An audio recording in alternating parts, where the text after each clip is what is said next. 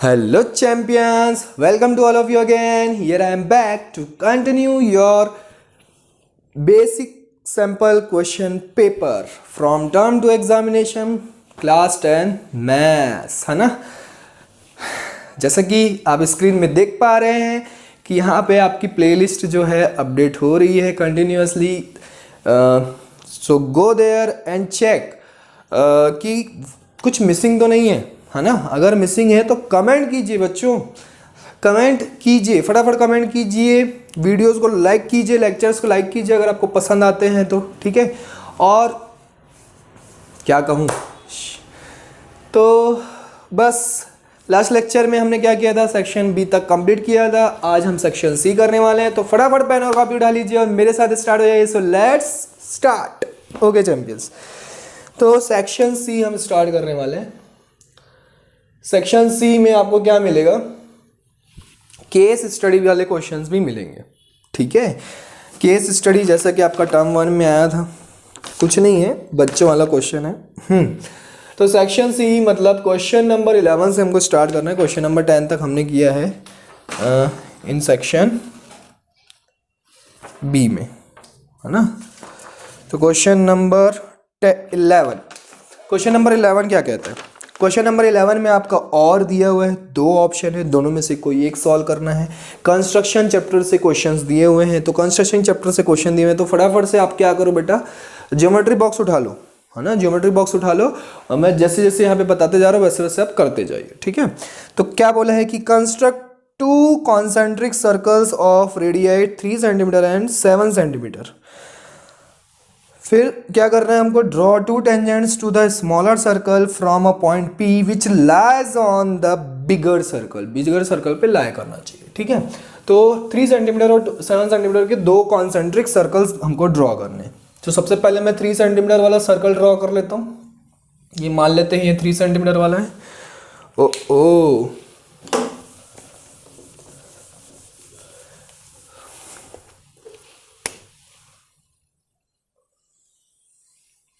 ये कितना सेंटीमीटर वाला है, 3 सेंटीमीटर वाला है, ठीक है। ये इसका सेंटर है, ये इसका सेंटर है। ये कितने सेंटीमीटर वाला है आपका, 3 सेंटीमीटर वाला है। 3 सेंटीमीटर रेडियाई का हमने क्या, रेडियस का क्या किया, हमने एक सर्कल ड्रॉ कर दिया। अब हमको क्या करना है, इसके टेंजेंट्स, 2 टेंजेंट्स ड्रॉ करने हैं बच्चों। तो इसके 2 टेंजेंट्स जो ड्रॉ करने हैं, उसको ड्रॉ करने का एक तरीका है। क्या तरीका है कि आप क्या करो, आप इसके यहाँ पे पी पॉइंट ले लो। हमेशा आउटसाइड पॉइंट से क्या करते हैं हम, टेंजेंट ड्रॉ करते हैं, तो पी पॉइंट ले लेते हैं। इस पी पॉइंट को इस क्या कर दो, इससे ज्वाइंट कर दो, ओ से क्या कर दो, ज्वाइंट कर दो। अब इसका परपेंडिकुलर बाइसेक्टर ड्रॉ करना है आपको। तो परपेंडिकुलर बाइसेक्टर कैसे ड्रॉ किया जाता है, किसी भी लाइन का परपेंडिकुलर बाइसेक्टर कैसे ड्रॉ किया जाता है। अब राउंडर लीजिए, है ना। राउंडर को इस पॉइंट पे रखिए और हाफ से ज़्यादा ओपन करिए। हाफ से ज़्यादा ओपन करेंगे, है ना, हाफ से ज़्यादा ओपन करेंगे तो यहाँ पे इधर एक आर्क कट होगा, इधर एक आर्क कट कीजिए और इधर एक आर्क कट कीजिए। सिमिलरली यहाँ पे रख के उसको अब लूज नहीं करना है, सेम मेजरमेंट का इधर रख के ऐसे आर्क कट होगा और ऐसे आर्क कट होगा। तो यहाँ पे एक सीधी सीधी आपको क्या मिल जाएगी, परपेंडिकुलर लाइन मिल जाएगी, जो कि इसका क्या बन जाएगा, परपेंडिकुलर बाइसेक्टर बन जाएगा। समझ में कहानी कि क्या बन गया इसका, परपेंडिकुलर बाइसेक्टर, ठीक है। इसको आप ले लो ओ डैश। अब ये इंटरसेक्शन पॉइंट मिला, इसको आप ले लो ओ डैश। ओ डैश से आप क्या करो, ओ पे, ओ डैश से ओ पे आप क्या करो, ये तो खैर बहुत ज़्यादा परपेंडिकुलर बाइसेक्टर आया ही नहीं, है ना। अगर राउंडर से आप ड्रॉ करेंगे ना तो एकदम एग्जैक्ट आएगा। बस मैं जैसे जैसे बोलते जा रहा हूँ वैसा वैसा करते जाइए, ठीक है। तो यहाँ पे कहीं पे आएगा,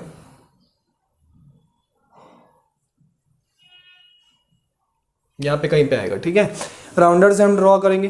अब उसके बाद ये इसको मैं क्या करूँगा, इस ओ डैश और ओ को रेडियस अज्यूम करके यहाँ से मैं एक ऐसा सर्कल ड्रॉ करूँगा, ये लाइक दिस सर्कल ड्रॉ करूँगा, ठीक है। जो कि इस पी पॉइंट को भी टच करेगा, पी पॉइंट से बाहर नहीं जाएगा बच्चों। पी पॉइंट को से बाहर नहीं जाना चाहिए, पी पॉइंट से बाहर नहीं जाना चाहिए। कैसा बना है ये टेढ़ा मेढ़ा, ठीक है। ये सर्कल बन गया। अब ये देखिए यहाँ पे इंटरसेक्शन पॉइंट मिल रहा है आपको, इंटरसेक्शन पॉइंट। इस इंटरसेक्शन पॉइंट को आप क्या ले लो, ए ले लो और बी ले लो। अब इसको आप ऐसे ज्वाइंट कर दो, तो ये आपके बन गए दो टेंजेंट, ये बन गए आपके दो टेंजेंट। अब इसके बाद क्या करेंगे, अब इस सेंटर पॉइंट से आप 7 सेंटीमीटर का रेडियस लेके सर्कल ड्रॉ करेंगे, तो वो कहाँ से होता हुआ जाएगा, इसी पॉइंट पी पॉइंट से होता हुआ जाएगा। ठीक है, तो ये बन गया आपका कंस्ट्रक्शन। इजी था, फिर से रिपीट कर रहा हूँ। सबसे पहले 3 सेंटीमीटर का आपने क्या किया, सर्कल ड्रॉ किया। उसके बाद आपने उसका सेंटर पॉइंट से आउटसाइड एक पी पॉइंट ले लिया, उसके सेंटर पॉइंट से जॉइंट कर दिया, मतलब लाइन ड्रॉ कर दी। अब उस लाइन के आप क्या कीजिए, परपेंडिकुलर बाइसेक्टर ड्रॉ कीजिए। परपेंडिकुलर बाइसेक्टर मतलब ओ पी का परपेंडिकुलर बाइसेक्टर कैसे ड्रॉ करेंगे, इधर पॉइंट, इस पॉइंट पे राउंडर रख के आधे से ज़्यादा ओपन करिए, इधर एक आर्क कट कीजिए, इधर एक आर्क कट कीजिए। सिमिलरली उसको लूज नहीं करना है, सेम मेजरमेंट का आपको क्या करना है, इस पॉइंट पे रख के इधर आर्क कट करना है, इधर आर्क कट करना है। तो ऐसे करके आपको एक परपेंडिकुलर बाइसेक्टर मिल जाएगा, एकदम मिड पे मिलेगा, देख लीजिए बना के मिड पे ही मिलेगा। अब उसको ओ डैश ले लीजिए, क्योंकि वो उस लाइन को ओपी को क्या कर रहा है, इंटरसेक्ट कर रहा है। अब उस ओ डैश और ओ को आप रेडियस एज्यूम कर लीजिए, उतना आप राउंडर ओपन कर लीजिए, मेजर कर लीजिए, और वहाँ पे ओ डैश पे रख के, ओ डैश पे सेंटर मान के आप ये ऐसे करके एक सर्कल ड्रॉ कर दीजिए। तो सर्कल ड्रॉ करेंगे तो ये जो 3 सेंटीमीटर का सर्कल है, इस सर्कल को 2 पॉइंट पे क्या करेगा, इंटरसेक्ट करेगा। तो उन दोनों पॉइंट को क्या कर दो, पी से ज्वाइंट कर दो, तो आपके 2 टेंजेंट्स ड्रॉ हो गए। अब 2 टेंजेंट्स ड्रॉ हो गए, अब सिंपल है, इसी सेंटर से आप क्या करो, 7 सेंटीमीटर का सर्कल ड्रॉ कर दो, जो कि इस पी पॉइंट से ही जाना चाहिए। तो here is your construction. Steps आप खुद ही लिख लेंगे, है ना। इसमें और करके दिया हुआ है, तो और करके देख लेते हैं क्या बोला है उसमें। इसमें बोला है कि draw a pair of tangents to a circle of radius 6 centimetres which are inclined to each other at an angle of 60 degree. Also find the length of the tangent. Tangent की लेंथ भी find out करना है। तो आप क्या करिए, सबसे पहले सर्कल ड्रॉ कीजिए। कितने सेंटीमीटर का बोला है, 6 सेंटीमीटर का बोला है। एकदम परफेक्ट सर्कल बना है, क्या बात है, क्या बात है सर, क्या बात है। आप क्या कीजिए, 6 सेंटीमीटर का सर्कल ड्रॉ कीजिए। अब उसमें बोला है कि बाहर आउटसाइड में एक पी पॉइंट है, जो कि क्या बना रहा है, इंक्लाइंड 2 टेंजेंट बना रहा है ना। Draw a pair of tangent, tangent pair of tangent आपको ड्रॉ करना है, जो कि इंक्लाइंड है कितने डिग्री पे, 60 डिग्री पे इंक्लाइंड है, 60 डिग्री पे इंक्लाइंड है। तो आप क्या करो, जब 60 डिग्री इंक्लाइंड है मतलब ये 2 है ना, ये 2 टेंजेंट है, तो इनके बीच का 60 डिग्री है ना, मतलब ये बीचों बीच क्या करता है, एंगल बाइसेक्टर होता है। तो ये 30 डिग्री हो जाएगा और ये 30 डिग्री हो जाएगा। तो आप राउंडर की हेल्प लेंगे, राउंडर की हेल्प लेंगे, कैसे करेंगे, 30 डिग्री ड्रॉ करना हमको, है ना, नीचे भी और ऊपर भी। तो कैसे करेंगे, ये आपकी लाइन है, ये पी पॉइंट है। तो कैसे करेंगे, आप क्या कीजिए, राउंडर को ओपन कीजिए थोड़ा सा, और यहाँ पे रखिए, पी पॉइंट पे रख के ये आप ऐसे आर्क बनाएंगे। फिर सिमिलरली मेजरमेंट से यहाँ पे रख के आप करेंगे, ये आर्क जब कट करते हैं तो ये आपका 60 डिग्री शो करता है, पता है ये आपको। अब 30 डिग्री बनाने के लिए क्या करते हैं, यहाँ पे रख के इधर आर्क कट करते हैं, यहाँ पे रख के इधर आर्क कट देते हैं। इसको आप ज्वाइंट करेंगे तो ये आपका 30 डिग्री है, जो कि टेंजेंट ड्रॉ बन जाएगा। ये आपका क्या है, 30 डिग्री है। सिमिलरली इधर भी आप क्या कीजिए, आर्क बनाइए, ये आपका 60 डिग्री है ना। फिर ये आर्क कट करेंगे, इधर से आर्क कट करेंगे और इधर से बनाएंगे, तो इधर भी टेंजेंट ड्रॉ हो जाएगा। तो आपका ये पी ए और पी बी 2 आपको टेंजेंट मिल गए। अभी इन दोनों टेंजेंट की आपको क्या करना है, लेंथ फाइंड आउट करनी है। तो कैसे फाइंड आउट करेंगे, तो इसको आप ज्वाइन कर दीजिए, किससे, ओ पॉइंट से। अच्छा, कंस्ट्रक्शन के स्टेप्स फिर से बता दूं। सबसे पहले मैंने 6 सेंटीमीटर का क्या किया, सर्कल ड्रॉ किया, आउटसाइड एक पी पॉइंट ले लिया, उसको सेंटर ओ से ज्वाइन करवा दिया। देन हमने क्या किया, देन हमको पता है कि कितने डिग्री इंक्लाइन पर हैं, 60 डिग्री इंक्लाइन पर है। दोनों टेंजेंट ड्रॉ जिसको हमको करना है, दोनों टेंजेंट 60 डिग्री इंक्लाइन पर है, तो उनके बीच का एंगल कितना हो जाता है, 30 डिग्री हो जाता है ना, क्योंकि ये जो OP है इसको एंगल को क्या करता है, बाइसेक्ट करता है। तो 30 डिग्री। अब ऊपर 30 डिग्री ड्रॉ करना है, तो मैं क्या करूँगा, यहाँ पे थोड़ा सा ओपन करके ऐसे करके आर्क बना लूँ। 30 डिग्री राउंडर से ड्रॉ करना आता है, बिल्कुल आता है ना। तो यहाँ से आर्क बनाऊंगा, आर्क बना के क्या करूँगा, सेम मेजरमेंट का यहाँ पे कट करूँगा तो ये 60 डिग्री हो जाता है। अब 30 डिग्री बनाना है तो उसके मिड में, तो यहाँ से रख के इधर कट करेंगे, यहाँ से रख के इधर कट करेंगे, तो इसको ड्रॉ करने पर आपको एक टेंजेंट मिल जाएगा। सिमिलरली नीचे करना है, समझ में आई कहानी। तो दो टेंजेंट मिल गया, अब दोनों टेंजेंट की हमको लेंथ बतानी है, ठीक है। अब ये पूरा एंगल है आपका कितना डिग्री, 60 डिग्री। ये वाला एंगल कितना है आपका, 90 डिग्री। क्यों, क्योंकि रेडियस और टेंजेंट के बीच जो है हमेशा एक दूसरे के वो क्या होते हैं, परपेंडिकुलर होते हैं। तो 90 डिग्री हो गया, ठीक है, क्या हो गया, 90 डिग्री हो गया,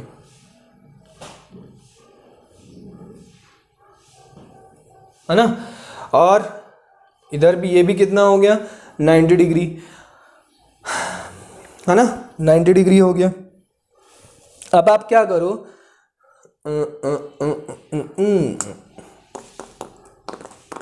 हमको पीए और पीबी की वैल्यू फाइंड आउट करनी है ना।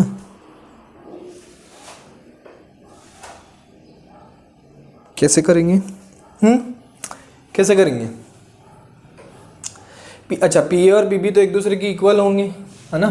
पीए इज इक्वल टू पीबी हमको पता है, तो अगर पीए की वैल्यू आ गई तो पीबी की वैल्यू भी सेम होगी। तो कैसे सॉल्व करेंगे, अच्छा चलिए यहाँ पे देखिए ये 30 डिग्री है ना, और इसकी वैल्यू कितनी है, 6 सेंटीमीटर, इसकी वैल्यू कितनी है, 6 सेंटीमीटर। तो हमको किसकी वैल्यू फाइंड आउट करनी है, देखो ये एक राइट एंगल ट्रायंगल बन रहा है। कैसे बन रहा है राइट एंगल ट्रायंगल, मैं यहाँ पे बना के दिखा देता हूँ आपको। ये बन रहा है आपका ओ, ये आपका है ओ, ये राइट एंगल ट्रायंगल कहाँ पे बन रहा है, ए पॉइंट पे, और ये पी। तो ओ ए पी में आपको ओ ए की वैल्यू पता है 6, हमको किसकी वैल्यू फाइंड आउट करनी है, ए पी की, और यहाँ पे एंगल जो है वो कितना है, 30 डिग्री। तो कौन सा फॉर्मूला लगाएंगे, tan थीटा का फॉर्मूला लगाएंगे। परपेंडिकुलर अपॉन बेस का रिलेशन मिल रहा है ना, तो perpendicular upon base 6 upon A P, tan 30 की वैल्यू होती है 1/√3 is equal to 6 upon A P. तो ए पी की वैल्यू कितनी हो जाएगी, 6√3 सेंटीमीटर। तो ए पी की वैल्यू अगर 6√3 सेंटीमीटर है तो बीपी की वैल्यू भी कितनी होगी, 6√3 सेंटीमीटर, क्योंकि दोनों ही इक्वल होते हैं। टेंजेंट जो है इक्वल इन लेंथ होते हैं। समझ में आई कहानी, बन जाएगा। तो इसमें आपको कंस्ट्रक्शन भी करना था और थोड़ा सा कैलकुलेशन भी करना था। चलिए आगे बढ़े, क्वेश्चन नंबर 12 की तरफ बढ़े। क्वेश्चन नंबर 12 क्या कहता है, क्वेश्चन नंबर 12 जो है आपका स्टैटिक से दिया हुआ है, स्टैटिक से दिया हुआ है। तो आपको बोला है, आपने क्वेश्चन शीट निकाला है कि नहीं निकाला है, एक क्वेश्चन शीट खत्म होने को आई है, आपने शीट अभी तक निकाली नहीं बच्चों। मैंने बोला था ना डाउनलोड कर लेना, गूगल पे किसी भी साइट पे जाएंगे आपको मिल जाएगी, ठीक है। तो the following age wise chart of 300 passengers flying from Delhi to Pune is prepared by the airlines staff. Airlines staff के थ्रू प्रिपेयर किया गया। तो less than 10, less than 20, less than 30 ऐसे करके एज बना हुआ है। तो मैं यहाँ पे टेबल बना देता हूँ। फर्स्ट कॉलम जो है वो एज का है, लेस देन 10 मतलब 0 to 10, फिर 10 to 20, फिर 20 to 30, 30 to 40, 40 to 50, 50 to 60, है ना, और 60 to 70,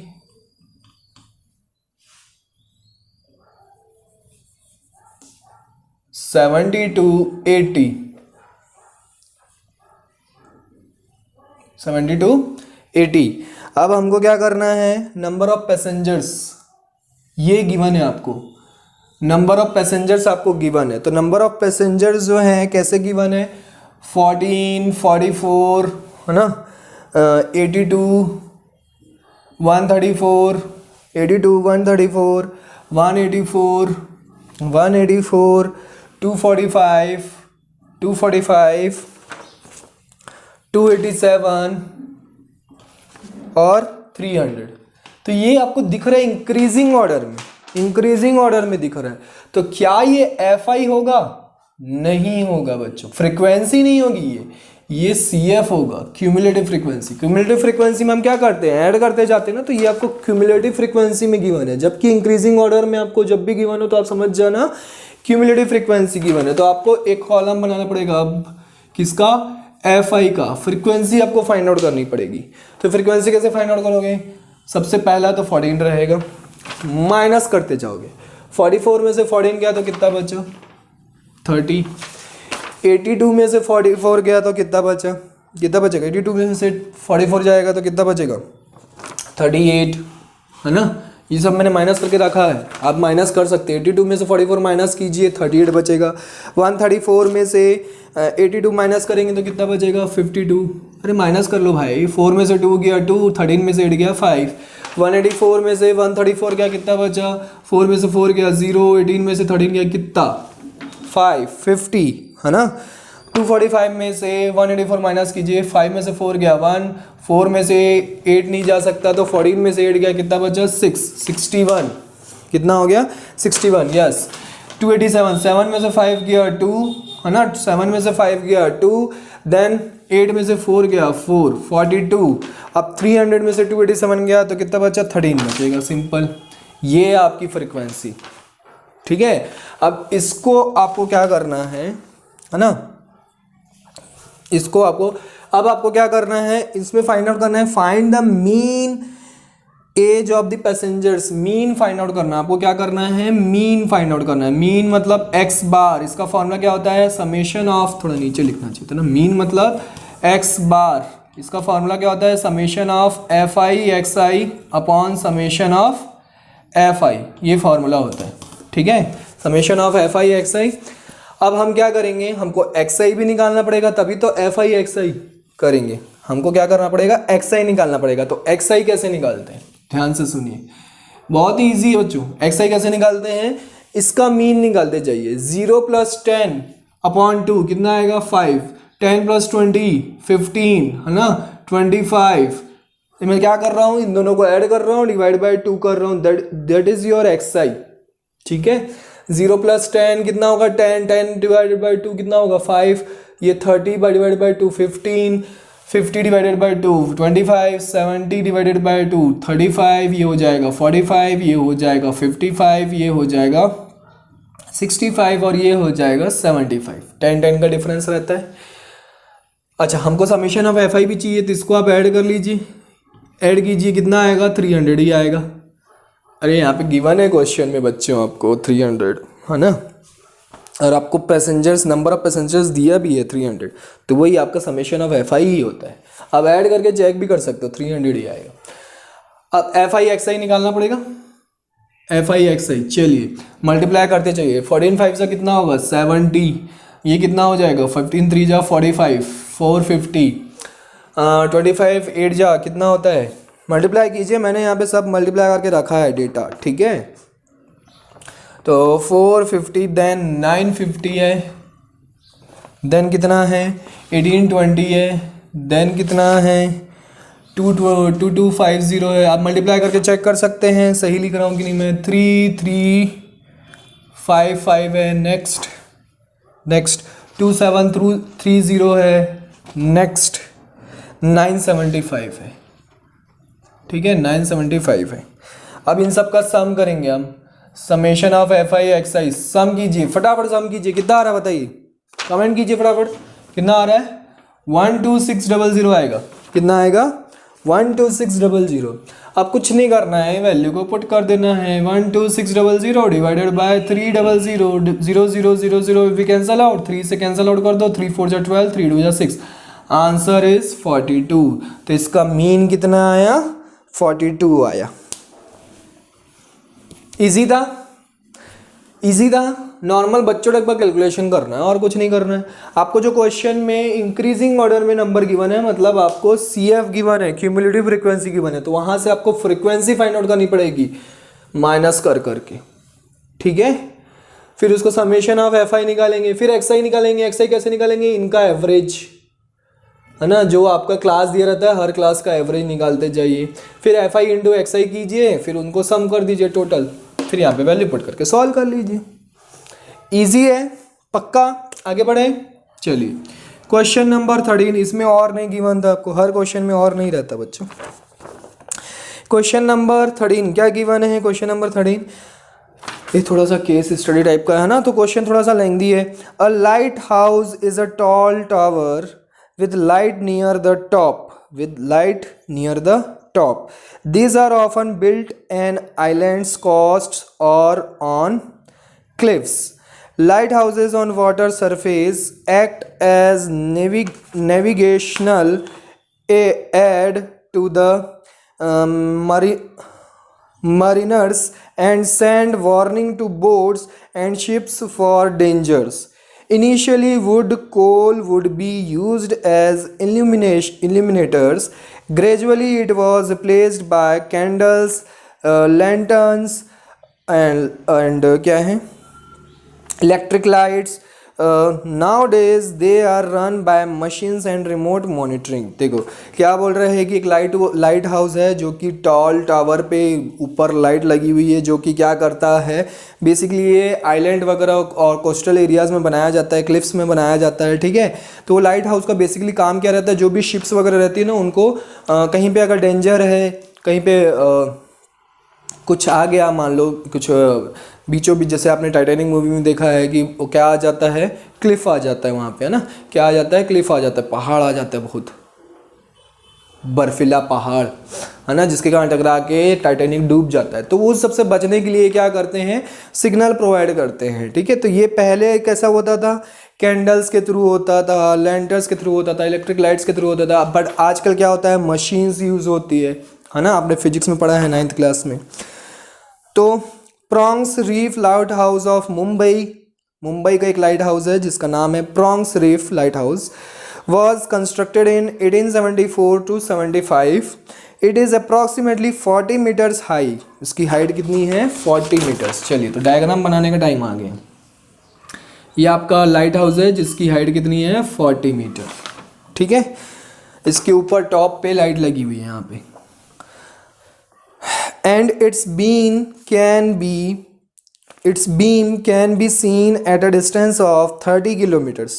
30 किलोमीटर डिस्टेंस पे इसका बीम जो है देख सकते हैं। A ship and a boat are coming towards the lighthouse from opposite directions। एक तरफ से शिप आ रहा है और एक तरफ से बोट आ रहा है, दोनों एक दूसरे के डायरेक्शन में आ रहे हैं, ठीक है, लाइट हाउस की तरफ आ रहे हैं, ठीक। angles of depression of flashlight from the lighthouse to the boat and the ship are 30 degree and 60 degree। Ship से वो कितना बना रहा है, 60 डिग्री बना रहा है। एंगल ऑफ डिप्रेशन, तो एंगल ऑफ डिप्रेशन ऐसा कुछ होता है, ये शिप से कितना बना रहा है, 60 डिग्री बना रहा है। तो एंगल ऑफ डिप्रेशन जो है किसके इक्वल होता है, एंगल ऑफ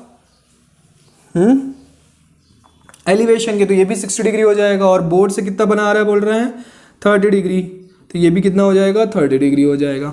अब आपसे पूछ रहा है रिस्पेक्टिवली, फर्स्ट क्वेश्चन पूछ रहा है, फर्स्ट क्वेश्चन ये पूछ रहा है कि which of the two boat और the ship is nearer to the light house, find its distance from the light house. ठीक है, दोनों में से कौन नियरर है, लाइट हाउस के दोनों में से कौन नियरर है। तो वैसे तो एंगल देख के बता सकते हो। अब एंगल ऑफ एलिवेशन इसका 60 डिग्री है, इसका 30 डिग्री है, तो यही नियरर है। जो नियरर होता है उसका एंगल ज़्यादा होता है, तो एंगल देख के आप बता सकते हैं। बट आप डिस्टेंस फाइंड आउट करेंगे हम। Find the distance from the light house, light house से डिस्टेंस। तो यहाँ पे मैं ए बी और इसको सी दे देता हूँ और इसको डी दे देता हूँ। ठीक है, तो हमको बी सी और बी डी फाइंड आउट करना है। तो फटाफट से फाइंड आउट करते हैं। कैसे फाइंड आउट करेंगे, हमको हाइट गिवन है 40 मीटर और हाइट गिवन है मतलब परपेंडिकुलर गिवन है, और बेस मतलब tan 30 डिग्री। पहले फॉर्मूला लगाइए, तो tan 30 degree height perpendicular upon base 40 upon B C, इसकी वैल्यू कितनी हो जाएगी 1/√3। तो 40 अपॉन बी सी, तो B C is equal to कितना हो जाएगा 40√3 metre. B C is equal to कितना आ जाएगा 40√3 मीटर, है ना। कितना आ जाएगा 40√3, ये 40√3 हुआ। अब बी डी निकाल के देख लो, tan 60 degree is equal to 40 upon B D. tan 60 की वैल्यू होती है √3, 40 अपॉन बी डी, है ना। तो ये B D is equal to कितना आ जाएगा 40/√3। तो 40/√3 से आप क्या कर रहे हो, डिवाइड, अच्छा इसको रैशनलाइज कर लिया जाता है ना, तो √3/√3 से मल्टीप्लाई कर देना, तो बी डी की वैल्यू कितनी आ जाएगी, 40√3 डिवाइडेड बाय 3। अब यहाँ पे देखो 40√3 है और यहाँ पे 40√3/3 है, तो दोनों में से छोटा कौन है, बी डी है। मैंने बोला ही था, एंगल देख के आप बता सकते हैं कि कौन नियरर है, शिप नियरर है लाइट हाउस के, ठीक है, पर हमने फाइंड आउट करके चेक भी कर लिया। नेक्स्ट इसका सेकेंड पार्ट सॉल्व करते हैं, है ना, क्या करते हैं, सेकेंड पार्ट सॉल्व करते हैं। ये सब नोट कर लिया ना आप लोगों ने, रब कर रहा हूँ मैं, सेक्शन सी। अब आपका क्वेश्चन पेपर खत्म होने वाला है, बस 2 more क्वेश्चंस, क्वेश्चन नंबर 13 तो चल ही रहा है, ओ 1 more question only, question number 14, फिर आपका ये basic question sample question paper will be over, है ना। चलिए, तो सेकेंड पार्ट इसका कैसे सॉल्व करेंगे। सेकेंड पार्ट में आपको क्या बोला है, find the time taken by the boat to reach the light house if it is moving at the rate of 20 km/h। Speed given है, स्पीड गिवन है किसकी, बोट की, 20 km/h से चल रहा है और किस तरफ जा रहा है, लाइट हाउस की तरफ जा रहा है, तो उसको कितना टाइम लगेगा लाइट हाउस तक पहुंचने में। तो हमने फाइंड आउट कर लिया है boat BC, distance find out कर लिया, उसको कितना डिस्टेंस ट्रेवल करना है, 40√3 मीटर, है ना, मीटर में है ना, 40√3 मीटर, इतना डिस्टेंस उसको ट्रेवल करना है, और वो कितने स्पीड से चल रहा है, 20 km/h की स्पीड से चल रहा है, तो टाइम कितना लगेगा। तो आप क्या करो, इसको मीटर पर सेकंड में चेंज कर लो, तो speed is equal to 20 into, एक काम करते हैं हमको टाइम फाइंड आउट करना है ना, तो स्पीड इज इक्वल टू, सबसे पहले आप क्या करो, distance upon time find out formula लगाओ, तो टाइम इज इक्वल टू क्या हो जाएगा, डिस्टेंस अपॉन स्पीड हो जाएगा। डिस्टेंस गिवन है हमको 40√3, स्पीड कितना है 20 km/h, ये मीटर में है, ये km/h, तो आप क्या करो, km/h से चेंज कर दो, 40√3 मीटर पर सेकंड में चेंज करने के लिए क्या करना पड़ता है, 5/18 से मल्टीप्लाई करना पड़ता है, बन गया मीटर पर सेकंड, है ना। सेकंड में आपका आंसर आ जाएगा, तो 20 और ये 2 जा 40, 18 ऊपर जाके मल्टीप्लाई हो जाएगा, तो 18 2 जा कितना हो जाएगा, 36 डिवाइडेड बाय 5 इंटू √3, ये आ जाएगा किसका, सेकंड में आ जाएगा। तो सेकंड में आपका आंसर आ जाएगा, है ना, सेकंड में आंसर आ जाएगा। तो इसको सॉल्व कर लो बच्चों, क्या करना है, अब सिंपल है, ये हो जाएगा, पहले तो आप क्या करो, √3 की वैल्यू पुट करो, 36 इंटू 1.73 डिवाइडेड बाय 5, मिनट में चेंज करना है, तो आप क्या कर लो, 60 से डिवाइड भी कर दो। तो ये सब कुछ जब आप सॉल्व करेंगे, सॉल्व कीजिए बच्चों, कैलकुलेट कीजिए आप लोग, ठीक है, इसका आंसर आएगा आपका 2.076 मिनट, इतना आंसर आएगा, ठीक है। तो कैलकुलेट करके आप चेक कर सकते हैं। समझ में आया कि नहीं, तो मैंने मिनट में सॉल्व किया था इसको, तो इसलिए मैंने मिनट में लिख दिया, आप सेकंड में भी लिख सकते हैं, कोई दिक्कत नहीं, क्वेश्चन में आपको कुछ नहीं बोला ऐसा मिनट में कि सेकंड में, बस आपको टाइम बताना है। क्लियर है, आगे बढ़े, चलिए आगे बढ़ते हैं। एक और क्वेश्चन नंबर 14 आपका लास्ट क्वेश्चन बचा है, क्वेश्चन नंबर 14 कर लेते हैं। क्वेश्चन नंबर 13 में भी और नहीं दिया है, और क्या देता है, और कितना और देता है ना, इतना बड़ा तो क्वेश्चन दे दिया, पढ़ो बैठ के। क्वेश्चन नंबर 14 फिर से केस स्टडी है। Krishnanagar is a small town in Nadia district of West Bengal, ठीक है। Krishnanagar clay dolls are unique in their realism and quality of their finish. They are created by modeling coils of clay over a metal frame. The figures are painted in natural colors and their hair is made either by sheep's wool or jute. Artisans make models starting from fruits, animals, good goddess, farmer, fisherman, weavers to Donald Duck and present comic characters. These creations are displayed in different national and international museums. समझ में आ गया होगा कहानी। कृष्णानगर में क्या होता है, छोटे छोटे डॉल्स बनाए जाते हैं, आपको पता होगा कृष्णानगर के बारे में। तो कौन कौन से डॉल बनाते हैं, सब डॉल बनाते हैं, सब कॉमिक्स डॉल्स बनाते हैं, और कहाँ, बड़े बड़े म्यूजियम में रखा जाता है, इंटरनेशनल लेवल पे ही बेचा जाता है, इनको सेल किया जाता है। The ratio of diameters of red spherical, अब आपको यहाँ पे फिगर डायग्राम दिया हुआ है आपको, ठीक है, डॉल 1 डॉल 2 डॉल 3 डॉल 4। अब आपने प्रिंट आउट निकाला होगा तो आपको दिख रहा होगा शीट में। तो आपको उसके बाद क्वेश्चन में बोला है कि the ratio of diameters of red spherical apples in doll 1 में रेड स्फेरिकल एप्पल्स यूज हो रहे हैं जिनका डायमीटर का रेशियो दिया हुआ है that of spherical oranges in doll 2 is 2:3। DR मतलब रेड का डायमीटर और DO मतलब ऑरेंजेस का डायमीटर, इनका रेशियो दिया हुआ है 2:3। तो डायमीटर मतलब क्या होता है, इसको मैं 2R1 2R2 लिख लूँ, है ना। डायमीटर का फॉर्मूला क्या होता है, ट्वाइस ऑफ रेडियस, है ना, 2/3। यहाँ से 2 कैंसिल आउट हो गया तो R/R2 का रेशियो हमको मिल गया कितना, 2/3। समझ में आई कहानी। और क्या कर सकते हैं, male doll of blue colour है cylindrical body and a spherical head. The spherical head touches the cylindrical body, the radius of both the spherical head and the cylindrical body is 3 centimetre and the height of the cylindrical body is 8 centimetre. Sorry, cylindrical body का radius भी 3 centimetre है और spherical body का radius भी 3 centimetre है। Height जो है cylindrical body की वो 8 सेंटीमीटर है। ये आपको गिवन है। Based on the above information answer the following questions. चलिए तो फर्स्ट क्वेश्चन का आंसर हम देते हैं। फर्स्ट क्वेश्चन का आंसर क्या बोल रहे हैं, what is the ratio of the surface areas of red spherical apples in doll 1 to that of the spherical oranges in doll 2। ठीक है, तो इन दोनों के सरफेस एरिया का रिलेशन रेशियो फाइंड आउट करना है। तो सरफेस एरिया ऑफ स्फेयर, है ना, तो स्फेयर का सरफेस एरिया का फॉर्मूला क्या होता है, 4πr², यही होता है। तो हमने रेड वाले को क्या लिया है, R1, और ऑरेंज वाले को क्या लिया है, R2, तो ये ले लिया मैंने, है ना, R2 का स्क्वायर। अब यहाँ पे देखिए 4π कैंसल आउट, तो क्या मिल गया, R1/R2 का होल स्क्वायर लिख सकते हैं, दैट मीन्स 2/3 का होल स्क्वायर लिख सकते हैं, that means answer will be 4/9। Very easy. ओहो, इतना सिंपल क्वेश्चन है। क्वेश्चन नंबर 2, पार्ट 2 क्या कहता है, the blue doll of doll 3 melted. Doll 3 की ब्लू डॉल को क्या किया गया, मेल्ट किया गया, and its clay is used to make the cylindrical drum of doll 4। Doll 4 का सिलेंड्रिकल ड्रम बनाने के लिए यूज किया गया।